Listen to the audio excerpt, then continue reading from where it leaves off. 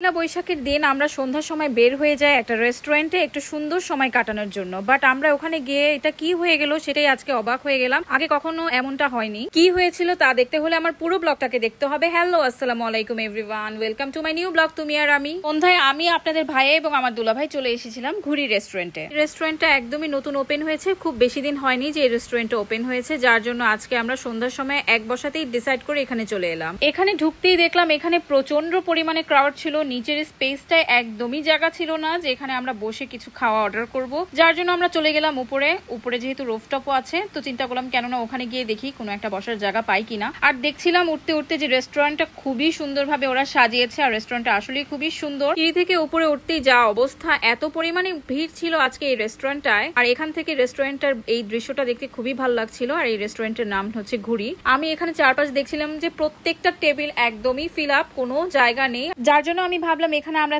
এই সময়টা একটু ছবি তুলে নেই, একটু ভিডিও ক্লিপ নিয়ে নেই। এখানটায় আমরা একটু অপেক্ষা করি, কোনো একটা টেবিল খালি হলে আমরা গিয়ে বসবো। এত পরিমাণে ক্রাউড ছিল আর প্রত্যেকটা টেবিলের পাশে অলরেডি একজন একজন করে দাঁড়ানো ছিল যে তারা ওই টেবিলটা খালি হলে ওখানে বসবে। তো যাই হোক, তারপরও আমি মনে অনেক আশা নিয়ে এখানে একটু ভিডিও ক্লিপ নিচ্ছিলাম, রেস্টুরেন্টটাকে ঘুরে দেখছিলাম আর প্ল্যান করছিলাম যে আমরা একদিন লাঞ্চ করতে এখানে চলে আসবো। এখন আমি সামনে এগোচ্ছিলাম এই দোলনাটা একটু ছবি উঠানোর জন্য, কিন্তু এই দোলনাটায় ওঠার জন্য এত পরিমাণ ভিড় ছিল একদমই জায়গা পাচ্ছিলাম না যে কখন বসে একটু ছবি উঠাতে পারবো। আর এদিকে সবাই মোটামুটি দাঁড়ানো আছে যে এখানে চেয়ার খালি হবে বা টেবিল খালি হবে, সাথে সাথে তারাও এখানে বসবে। মানে এক ধরনের প্রতিযোগিতা আপনারা বলতে পারেন, যেটা দেখে আমার কাছেও খুবই অন্যরকম লাগছিল আসলে। আর তাছাড়া পহেলা বৈশাখ বলে কথা, সবাই একটু শাড়ি টাড়ি পরে রেডি টেডি হয়ে একটু বের হবে, একটু ছবি টবি তুলবে, এটাই স্বাভাবিক। ফাইনালি আমি জায়গা পেয়ে গেলাম দোলনায় ওঠার। আমি যে কি খুশি এখানে জায়গা পেয়ে। আমি এখানে নিজের কিছু ছবি তুলছিলাম, কিন্তু এখন এখান থেকে মন খারাপ করে বের হয়ে যেতে হচ্ছে, বিকজ আমরা এখানে আর কোনোই আশা রাখছি না যে আমরা জায়গা পাবো। আমরা যে কাবাবের সেকশনটা উপরে কাবাব সার্ভ করে, এখানেও মোটামুটি খাবার প্রায় শেষের দিকে। আমরা যদিও এখানে 1 ঘন্টা আরো ওয়েট করি, তাও খাবার পাবো কিনা সেটার কোনো গ্যারান্টি নেই।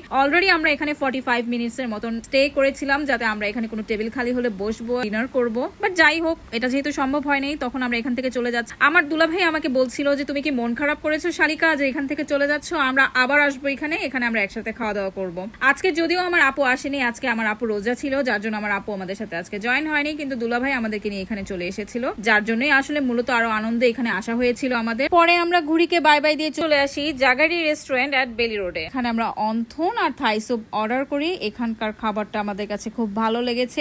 আসলে যার রিজিক যেখানে আমাদের খাওয়ার রিজিক থাকবে সেখানেই আমাদেরকে খেতে হবে, তো এখানে মন খারাপের কিছু নেই। তাছাড়া যখন কোনো ফেস্টিভ্যাল চলে সেটাও আমাদের মেনে নিতে হবে, কারণ ফেস্টিভ্যালের দিনগুলোতে ক্রাউড থাকবে, এটা মাস্ট বি। আর যেহেতু পহেলা বৈশাখ বলে কথা, ভিডিওটা ভালো লাগলে অবশ্যই আমার পেজটাকে লাইক, ফলো এন্ড শেয়ার দিয়ে আমার পাশেই থাকবেন। আর আপনাদের কাছে আমার ভিডিওটা কেমন লেগেছে অবশ্যই কমেন্ট না করে যাবেন না। আজকের ভিডিওটা আমি এখানেই শেষ করছি, আবার আপনাদের সাথে আবার দেখা হবে আমার নেক্সট ব্লগে। ততক্ষণে আল্লাহ হাফেজ।